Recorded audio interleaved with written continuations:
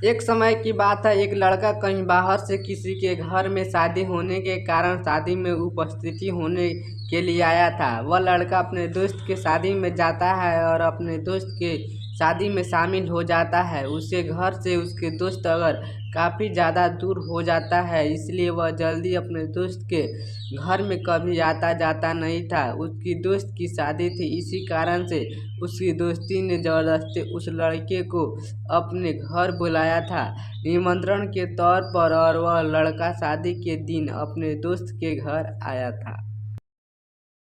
वहाँ उसे सभी से अच्छी तरह से मिलजुल कर बहुत सारे लोगों से और बहुत सारे दोस्तों से लगाव हो गया था।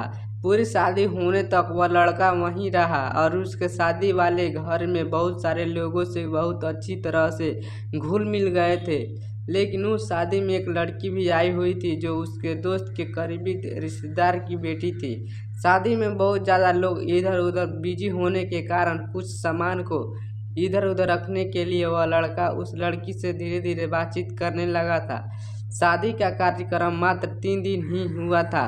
इन 3 दिनों में वह लड़की से अच्छी तरह से बातचीत करता रहा। धीरे धीरे लड़का बाहर से आए हैं अपने दोस्त के करीबी रिश्तेदार की बेटी को पसंद करने लगा था। लेकिन उस लड़की को इस बारे में किसी प्रकार की कोई जानकारी नहीं थी।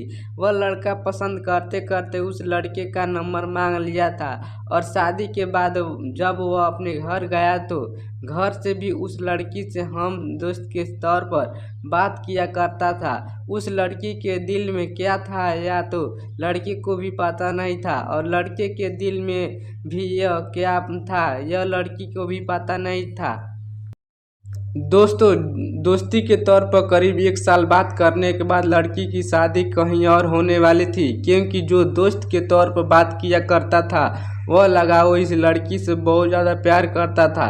लेकिन इस बात की जानकारी कभी भी लड़के ने लड़की को नहीं बताई थी। हालांकि लड़की को भी थोड़ा बहुत उससे लगाव था, लेकिन वह बिल्कुल भी ऐसा नहीं सोच रही थी जिस घर की सोच रहे थे। हम दोनों दोस्त हैं और हम लोग ऐसी बात करेंगे तो वह लड़का हमसे बातचीत नहीं करेगा। एक दिन लड़की जब लड़के को फ़ोन करती है और कहती है कि मेरा शादी होने वाला है, तुम मेरी शादी में ज़रूर उपस्थिति होना, हम दोनों बहुत मज़े करेंगे। वह अपने दोस्त के बारे में ऐसा है कि जैसे आपने अपने दोस्त के साथ में ही उपस्थित होकर सारा काम किया और सभी को खुश कर दिया था, उसी प्रकार से मेरी शादी में उपस्थिति होकर मुझे खुश कर कर विदाई कर देना। इतना सुनने के बाद उस लड़के के आंखों में आंसू निकल जाते हैं, लेकिन जल्दीबाजी में वह कुछ नहीं कर पाता है। लड़का लड़की से कहता है कि चलो ठीक है, मैं तुम्हारी शादी में आने का प्रयास करूंगा, लेकिन अभी मुझे कुछ काम है, मैं बाद में बात करूंगा तुमसे। इतना कहकर वह लड़का अपने आप रूम में चला जाता है। जैसे ही शाम होता है वह लड़का अपने बिस्तर पर शाम को ही चला जाता है और सोने का प्रयास करता है।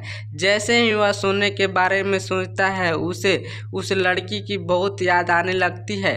उस रात लड़के ने पूरी रात नहीं सोई थी और अपने दोस्त यानी कि उस लड़की को याद कर कर रात में रोया करना था। लेकिन लड़की अपनी शादी के बारे में सोचकर बहुत ज़्यादा खुशी हो रहा था, क्योंकि लड़की को लड़के के स्त्री के बारे में नहीं पता चल पा रहा था। जैसे ही लड़की सोच रही थी कि मेरी शादी के कुछ दिन बचेगा तो मैं अपनी दोस्त को अपने घर आमंत्रण के तौर पे बुला लूँगी और फिर हम दोनों कुछ दिन यहाँ साथ बिताएंगे, मौज मस्ती करेंगे और फिर अपनी ससुराल चले जाएंगे। समय बीतता गया, शादी का दिन करीब आने लगा था। लड़का लड़की को 2 सप्ताह में फ़ोन किया करता था। जिस तरह से प्रत्येक दिन लड़का लड़की से बात करता था, अब उन दिनों में धीरे धीरे दूरियां बढ़ने लगी थी, क्योंकि लड़की अपनी शादी को लेकर बहुत ज़्यादा व्यस्त होने लगी थी और अपने मंगेतर से भी बात करने लगी थी। साथ ही अपनी शादी की तैयारियों को लेकर वह बहुत ज़्यादा व्यस्त हो गए थे। लड़का भी अपनी बेवफाई तथा अपने दोस्त या प्यार से जुदा होने के कारण बहुत ज़्यादा तड़प तड़प कर रो रहा था। इस कारण से उसे आप लड़की से बात करने का बिल्कुल भी मन नहीं करता था। किसी लड़की कि शादी तो फिक्स हो गई थी, अगर उससे कुछ मालूम हो गया तो फिर उससे अच्छा नहीं लगेगा। शादी के कुछ दिन पहले लड़की लड़के को फ़ोन करती है और कहती है कि बस एक दिन ही बचा है, कब आ रहे हो तुम। उसके बाद लड़का कहता है कि ठीक है, मैं आज ही आ जाऊंगा। कुछ देर बीतने के बाद मतलब शाम तक वह लड़का लड़की की शादी में शामिल हो जाता है। वह लड़का अपनी नाम आँखों से मिलकर घर में सभी काम करता है, उसके सजावटी सामान तथा और भी बहुत सारे शादी के काम में मदद करता था। बस दूसरे ही दिन लड़की की विदाई होने वाली थी। उधर लड़की अपने ससुराल जाने के लिए तैयार हो रही थी। एक बार वह लड़का अपने प्यार से बिछड़ने के लिए रोने वाली फीलिंग हो रही थी। अब समय लड़के की विदाई कहाँ गया था। लड़की की विदाई में जितना ज़्यादा लड़की नहीं रोती थी, उससे कहीं ज़्यादा घर पर आए लड़के के दोस्त ने रोया था, क्योंकि वह लड़का उस लड़की से सच्चा प्यार करता था, लेकिन वह कभी भी उस लड़की को अपने प्यार के बारे में बताने का प्रयास भी नहीं किया था, क्योंकि दोनों का शहर बहुत ज़्यादा दूर था। इस कारण से वे लोग आपस में कभी मिले भी नहीं थे। ऐसे में वह अपने प्यार का इजहार करने के बारे में कभी सोचा भी नहीं था। लड़का सोच रहा था कि जब सही समय आएगा तो मैं उस लड़के को अपने बारे में बता दूंगा और मैं उसी से शादी करूंगा। लेकिन उन्होंने अपने प्यार के इजहार करने में काफ़ी वक्त लगा दिया था। इधर लड़की बड़ी हो गई थी, उधर उसके माता पिता उसके रिश्ते की खोज करने लगे थे, जिस कारण से लड़की लड़के एक नहीं हो पाए थे।